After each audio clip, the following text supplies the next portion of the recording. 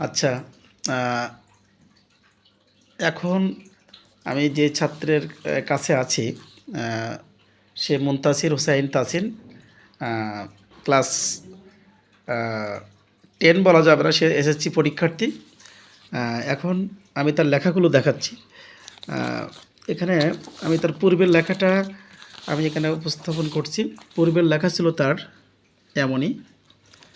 আর আজকের তো 13 তারিখ, তাই না? আজকে 13 তারিখে সে লিখছে এটা।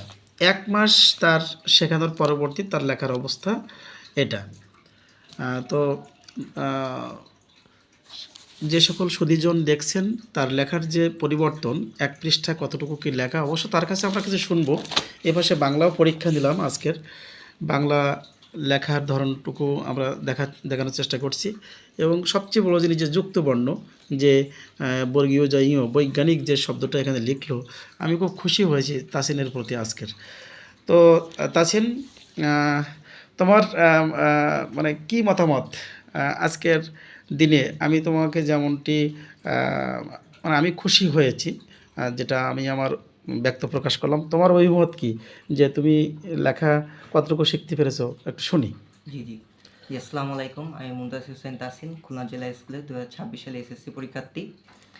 আসলে আমি যখন আগে লিখতাম তখন আমি সব কিছুই লিখতাম, আমি দেখতাম যে না আমার লেখাটা তো সব ঠিক আছে, কিন্তু মার্কস পাচ্ছি না কেন। তারপরে মেইন সমস্যা ছিল আমার হাতের লেখায়।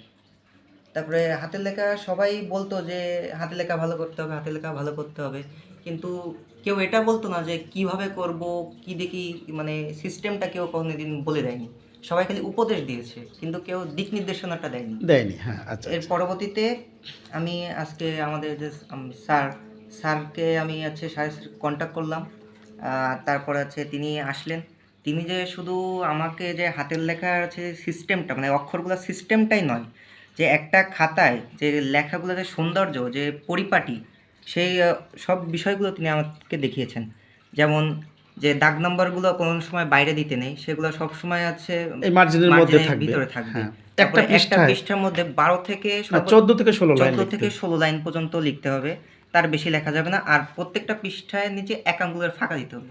হ্যাঁ, এই সকল যে জিনিসগুলা একটা খাতার, যে একটা পরীক্ষার্থীর যে একটা সৌন্দর্যটাকে তুলে ধরে, এই জিনিসটা আমি এখানে উপলব্ধি করতে পেরেছি, যা আমার পূর্বে এরকম কোনো অভিজ্ঞতা ছিল না। পাশাপাশি ইংরেজিটা আজকে তুমি বেশ হ্যাঁ ভালো লিখেছো। তা সর্বোপরি এবং তোমার আগামী দিন মানে কয়েক মাস হয়তো নাই, জি জি কয়েক দিন আছে। দিন আছে।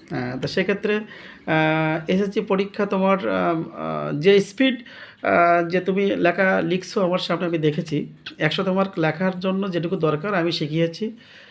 তা আশা করা যায় পরীক্ষা তোমার হাতের লেখা অবশ্যই এমন ভালোটি হবে। জি অবশ্যই। আচ্ছা আচ্ছা। নিশ্চয়ই। যাই হোক, তোমার মতামত শুনলাম।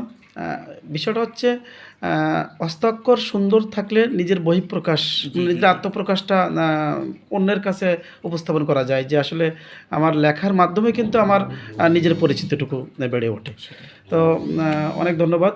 এবং পাশাপাশি আরও অনেক কিছু শিখতে হবে, শেখার জি স্যার। কোনো শেষ নেই। আমিও এখনও শিখি। আসলে আমি তোমাদেরকে শেখাতে গিয়েও আমি অনেক কিছু শিখি। শেখার তো আর কোনো বয়স নেই। তো ঠিক আছে, মুনতাসির, অসংখ্য ধন্যবাদ। এবং তোমার পড়ালেখার তোমার আগামী দিনের জন্য আমি শুভকামনা করি।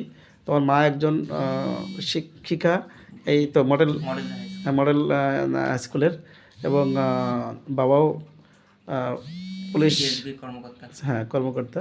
তা সব মিলিয়ে ভালো থাকো এবং সবসময় সুন্দর মনে চলতে হবে। ওকে।